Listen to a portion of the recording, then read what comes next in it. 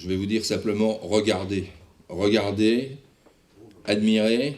Il y a encore 15 jours, on se demandait bien si la médiathèque aurait pu être inaugurée ce jeudi 13 décembre. Finalement, une dernière ligne droite plus tard, entamée par les services de la ville, du personnel de la médiathèque, en passant par celui des services techniques, des ateliers municipaux, des agents d'entretien, de la régie d'électricité, du service culturel ou des espaces verts, elle a bien eu lieu.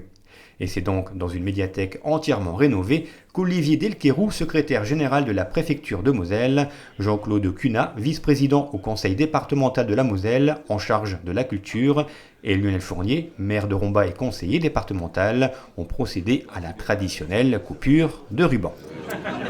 Allez, on y va, on commence. Élus rombasiens et de la CCPOM, personnel municipal, corps enseignants, partenaires et forces vives, tous ont pu enfin découvrir cette nouvelle médiathèque qui, on le rappelle, est installée dans cette ancienne école protestante depuis le 7 mars 1989 et son inauguration par Pierre Mauroy et Marcel Gell.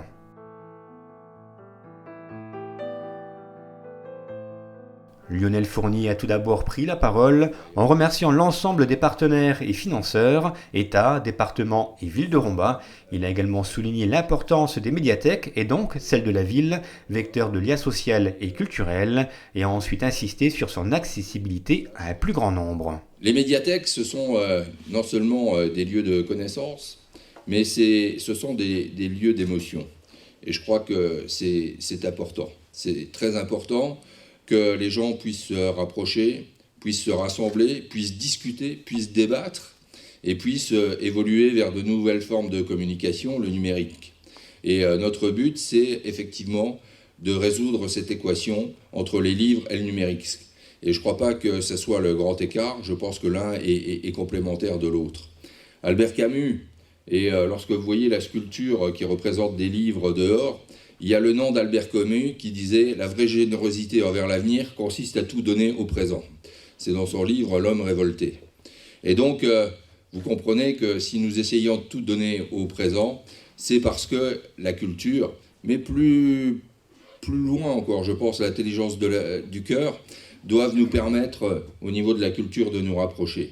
Dans ces temps compliqués et conflictuels, et même dramatique, il est toujours bon de pouvoir dialoguer, de pouvoir discuter, de pouvoir échanger. Nous ne sommes pas toujours d'accord, nous ne serons pas toujours d'accord, mais la culture nous permet effectivement d'avoir cet échange entre femmes et hommes de bonne volonté. Et je pense que c'est très très très important de pouvoir ici et maintenant avoir ce dialogue. L'accessibilité au plus grand nombre est un élément important dans la diffusion de la culture, et c'est la préconisation, la piste que nous avons choisie. Et moi, je souhaite aller dans ce sens parce que, comme disait Victor Hugo, c'est un autre auteur qui est sur la sculpture des livres, il disait « Il y a le possible, cette fenêtre du rêve ouverte sur le réel ». Et je crois qu'on doit être ouvert sur le réel. C'est une médiathèque du XXIe siècle, mais elle est ici pour les concitoyens, concitoyennes, les élèves, les lycéens. Elle n'est pas un lieu fermé, c'est un lieu ouvert où on puisse effectivement, tout simplement acquérir des connaissances, discuter, dialoguer, apprendre, tout simplement. Merci, je vous remercie beaucoup et je remercie encore tous ceux qui ont contribué à l'élaboration de ce projet et à la réalisation de cette belle médiathèque du XXIe siècle. Merci beaucoup, merci. Jean-Claude Cunat a rappelé lui aussi l'importance de placer l'action culturelle au cœur des politiques. Une médiathèque, c'est toujours un lieu de rencontre aujourd'hui. Ça doit être le moment de communion, comme l'est la culture, comme le maire l'a très bien dit. Nous en avons besoin parce qu'au moment où les armes parlent un peu trop, le meilleur antidote, je crois, plutôt que d'y répondre de la même manière, c'est aussi de permettre au plus grand nombre d'entre nous, et vous avez insisté sur l'accès ouvert à tous et de préférence gratuit, c'est la meilleure solution, je pense, la meilleure façon de lutter contre un certain nombre de choses qui sont véhiculées aujourd'hui dans une société un peu plus de l'immédiateté, si j'ose utiliser ce néologisme. Ce sont des lieux de vie où, conjointement à la mise à disposition de documents, doivent être menées des animations, des moments de rencontre de tous ordres pour permettre justement ces échanges qui sont si nécessaires dans une société devenue un petit peu trop individualiste et portée parfois sur une consommation un peu effrénée qui en arrive aussi à susciter certaines revendications, peut-être parfois même excessives.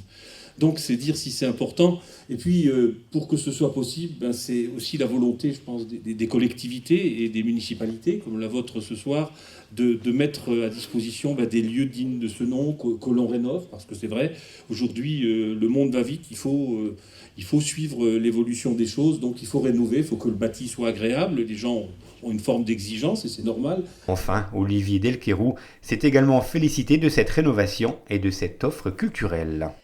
La culture comme un vecteur de faire ensemble, de cohésion sociale, de fraternité, évidemment.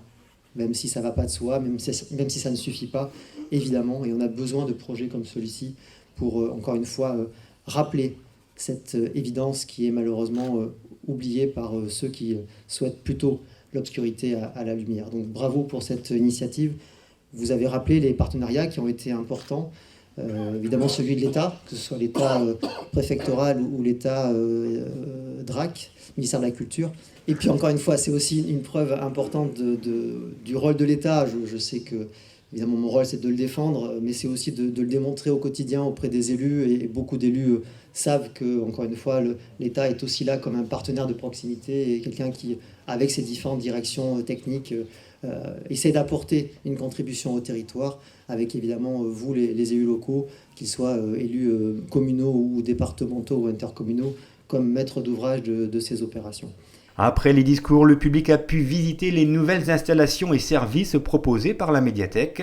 Cette visite a été réalisée par sa nouvelle directrice, Agnès Gentilly, qu'RTV a rencontrée il y a quelques jours. Un entretien qu'on vous propose de découvrir à partir de la semaine prochaine sur notre antenne. D'ici là, notez que l'ouverture officielle se fera le mardi 18 décembre à 14h, portes ouvertes ce samedi 15 décembre de 10h à 15h.